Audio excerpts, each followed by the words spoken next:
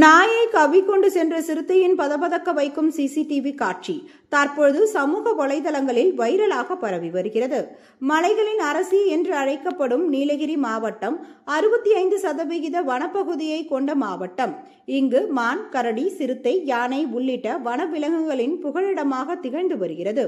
அவ்வப்பொழுது உணவு மற்றும் தண்ணீர் தேடி குடியிருப்பு பகுதிக்குள் உலா வருவது வாடிக்கையாக உள்ளது. இந்நிலையில் உதகையில் உள்ள கிளன்ரா காலனி பகுதியில் இரவு நேரத்தில் குடியிருப்பு பகுதிக்குள் உலா வந்து அப்பொழுது வீட்டின் அருகே இருந்த வளர்ப்பு நாயை கவ்விக்கொண்டு செல்லும் சிசிடிவி காட்சி தற்பொழுது சமூக வலைதளங்களில் வேகமாக பரவி வருகிறது. இதனால் அப்பகுதி மக்கள் அச்சமடைந்து வருகின்றனர். எனவே குடியிருப்பு பகுதிக்குள் சுற்றித் தெரியும் சிறுத்தையை கூண்டு வைத்து பிடித்து அடர்ந்த வனப்பகுதிக்குள் விட வேண்டும் என வனத்துறையினருக்கு பொதுமக்கள் கோரிக்கை வைத்துள்ளனர்.